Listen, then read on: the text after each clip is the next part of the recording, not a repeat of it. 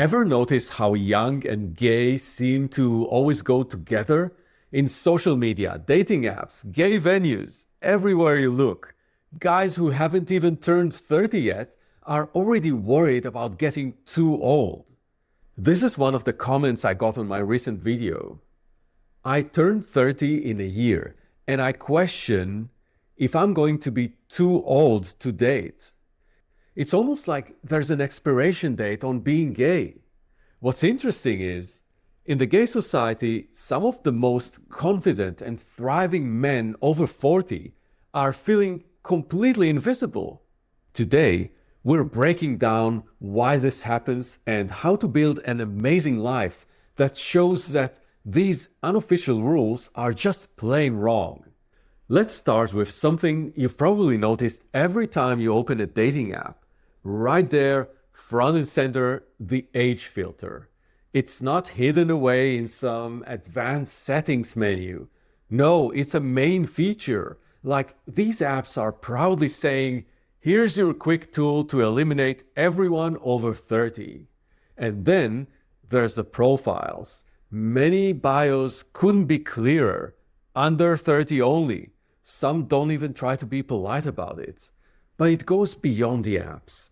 Look at gay social media, especially Instagram and TikTok.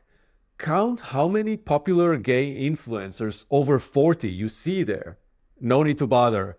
I'm scrolling the list of top 70 gay influencers. As you can see, lots of people in their 20s, almost no one beyond their 30s here. When youth is the most visible thing, when all you see is youth being celebrated, it starts messing with your head. I don't hear people talk seriously about the anxiety that comes with aging as a gay man. You start worrying about being seen as the old guy anywhere you go. Bars, clubs, circuit parties, they start to seem much less friendly. And some places really give the feeling that your social currency drops the moment you pass a certain age. Now, before we talk about the problem with our dating pool as we get older, I wanted to invite you to my private newsletter. Every week, I share insights and honest conversations on topics like these with tips and strategies for navigating the complexities of gay dating, relationships, and personal growth. The link is in the description.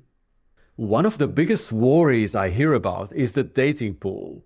When you're on apps like Grindr or Scruff, seeing all these profiles with age limits, it's hard not to feel like your options are shrinking. We'll talk in a minute about whether this is actually real or not, but it sure can feel that way when you're facing it every day. And here's what makes this especially tough. It's not just about dating. It's that creeping worry about becoming invisible in your own community. The fear that meaningful connections might become harder to find.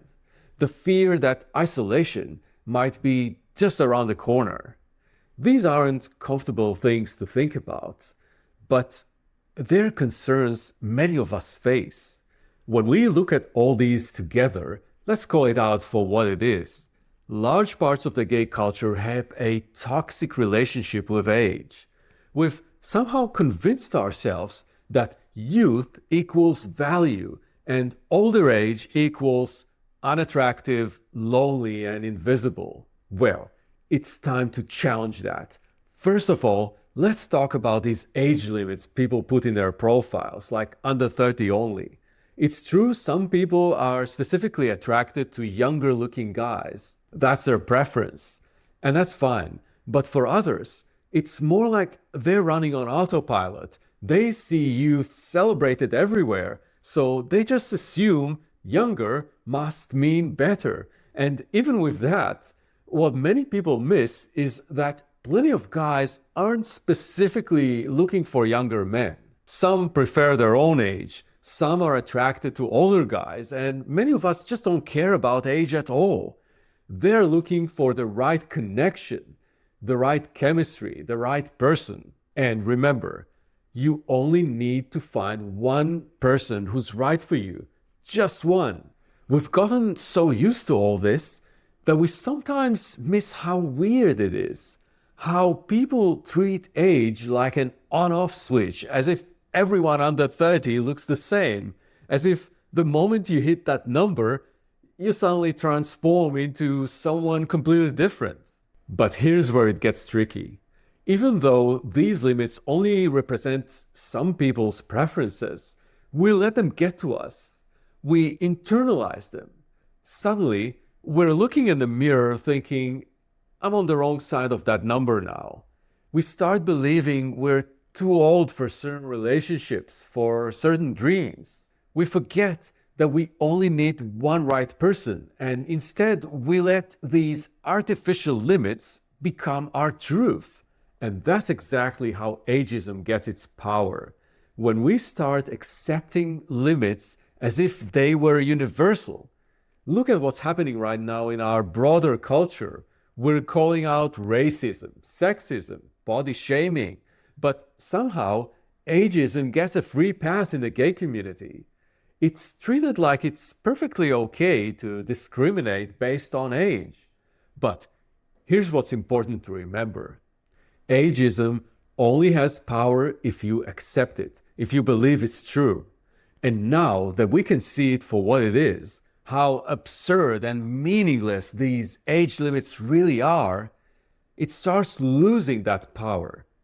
Now, let me show you what's actually happening in real life, away from all those dating apps and social media feeds. These are just some of the thousands of comments I've gotten to my recent videos about older age. At the age of 67, I met the man of my dreams. I was 72 when I met my 65 years old husband-to-be. We have been together for 12 wonderful, joyful years. I'm 53 and I get more attention now than I did ever before from men of all ages. There is absolutely a market for older men. Be careful what story you tell about your age. I keep hearing these kinds of comments and stories over and over. There are plenty of people out there showing us what's possible when you break free from that youth-obsessed gay culture. What's waiting on the other side is things like finding love well beyond your 40s and 50s, and having an active and fulfilling social life, and using your life experience to build better relationships. I experienced this myself around the time I hit my mid-40s. Suddenly, that pressure to fit into certain gay spaces, it just started falling away. And in the past, there was that constant need to be what everyone else wanted me to be. And now it's gone. Instead, I started building the kind of connections I actually wanted. I've had all these years of life experience, which made me know myself better. And with that came this confidence I never had before. I finally felt comfortable in my own skin. Think about what you've already accomplished. You've done one of the hardest things possible by coming out. You've learned to navigate life on your own terms. You've built resilience. That's not just survival experience. That's relationship experience. That's authenticity experience. And the best part, all of this makes you better at creating real connections, better at knowing what you want, better at finding your people. And when you do find them, whether it's a partner, friends, or a group, it's because they see and value the real you.